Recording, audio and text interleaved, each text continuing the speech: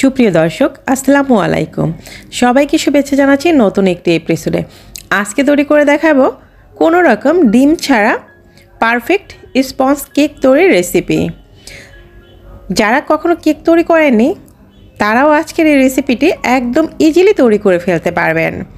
আর এটা খেতে কতটা মজার সেটা একবার বাসায় ট্রাই করলে অবশ্যই বুঝতে পারবেন।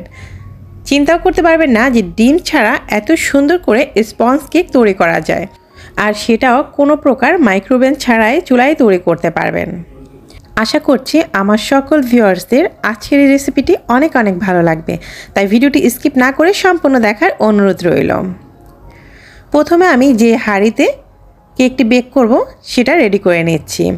আমি হাঁড়ির মধ্যে একটি স্ট্যান্ড বসিয়ে রেখে দিয়েছি। এটা ফুল হিট করে নিতে হবে 5 মিনিটের জন্য।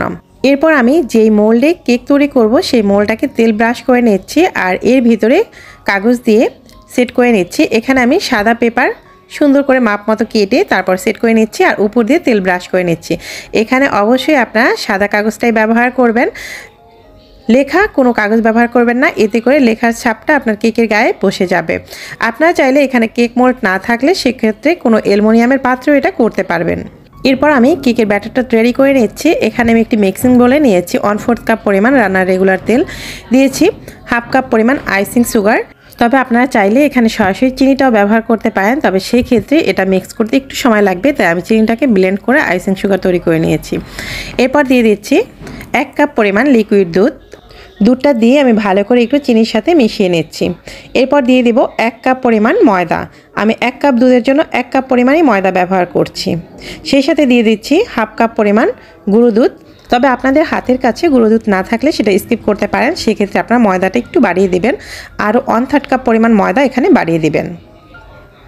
আমি এখানে টোটাল 1 কাপ পরিমাণ লিকুইড দুধ ব্যবহার করেছি, তাই 1 কাপ পরিমাণ দিয়েছি ময়দা আর 1/2 কাপ দিয়েছি গুঁড়ো দুধ। দিয়ে দিচ্ছি সামান্য একটু লবণ।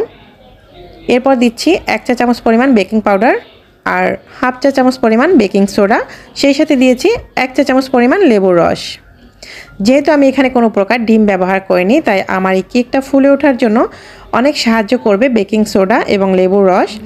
এরপর দিয়ে দিচ্ছি 1/2 চা চামচ পরিমাণ ভ্যানিলা এসেন্স। আপনারা চাইলে এখানে চকলেট এসেন্স ব্যবহার করতে পারেন, অথবা আপনারা এই কেকটাকে চকলেটভাবে তৈরি করতে পারেন। শুধুমাত্র ডিম ছাড়াই আমি এটা যে কোনোভাবে কেকটা তৈরি করতে পারবেন। তো আমার কেকের ব্যাটারটা কেমন হয়েছে সেটা তো দেখিয়ে দিলাম।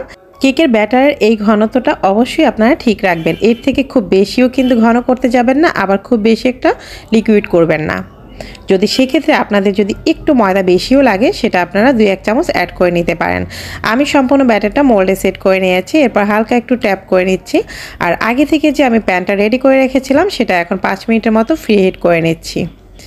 এরপর ঢাকনার মধ্যে যে ছিদ্রটা ছিল সেটাও একদম সিল করে দিয়েছি। আমার প্যানটা কিন্তু পুরোপুরি গরম হয়ে গেছে। এরপর আমি খুব সাবধানে কেকের মোল্ডটা সেট করে দিচ্ছি। ঢাকনা দিয়ে ঢেকে এরপর 30 মিনিটের মতো কেকটাকে বেক করে নেব।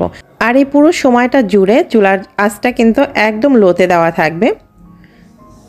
আমি প্রায় 10 মিনিটের মতো এটা বেক করার পরে আমি ঢাকনা খুলে নিয়েছি। দেখতে পাচ্ছেন প্রচুর পরিমাণে কেকটা ফুলে উঠেছে। এর উপর দিয়ে আমি একটু ডেকোরেশন করে দিচ্ছি। এটা কিন্তু অপশনাল, আপনি চাইলে এটা স্কিপ করতে পারেন। আমি এখানে কিছু নারকেল কোড়া ব্যবহার করছি আর সেই সাথে কিশমিশ এবং কিছু বাদাম দিয়ে আমি এটা ডেকোরেশন করে নিচ্ছি। কেকটা দেখার সৌন্দর্যে বা খাওয়ারও একটা এক্সট্রা ফ্লেভার আসবে। আপনি এখানে যে কোনো কিছু দিয়ে এটা ডেকোরেশন করে নিতে পারেন, অথবা চাইলে যেরকম ছিল সেভাবেও রাখতে পারেন। আমার ডেকোরেশন করা হয়ে গেছে। এরপর ঢাকনা দিয়ে ঢেকে এরপর আবারও 20 মিনিট বেক করে নিচ্ছি। ফিরে এলাম 20 মিনিট পরে। দেখতে পাচ্ছেন কেকের কালার এবং সব কিছু একদম পারফেক্ট হয়েছে। আমি একটি শ্বাসনীল দিয়ে চেক করে নিচ্ছি। আমার শ্বাসনীলটা একদম শুকনো বেরিয়েছে, তার মানে কেকের ভিতর পর্যন্ত এটা সম্পূর্ণভাবেই সেদ্ধ হয়ে গেছে। এরপর ঢাকনা দিয়ে ঢেকে আমি 10 মিনিটের জন্য এটা একটু ঠান্ডা করে নিচ্ছি। 10 মিনিট পর আমি প্যান থেকে কেকটাকে তুলে নিচ্ছি। শুধুমাত্র সাইড দিয়ে একটু ছাড়িয়ে নিয়ে কেকটা কিন্তু ইজিলি তুলে ফেলেছি। তৈরি হয়ে গেছে আমার ডিম ছাড়া কেক। তো ভিউয়ার্স, আমার আজকের রেসিপিটি কেমন লাগলো সেটা কমেন্ট বক্সে জানাতে ভুল করবেন না। আর বাসায় অবশ্যই ট্রাই করে আমাকে কিন্তু কমেন্ট বক্সে জানাবেন। ভিডিও ভালো লাগলে চ্যানেলটি সাবস্ক্রাইব করে পাশে থাকা বেল বাটনটি অন করে যাবেন। আজ তাহলে এই পর্যন্তই। সবাই ভালো থাকবেন, সুস্থ থাকবেন। আল্লাহ হাফিজ।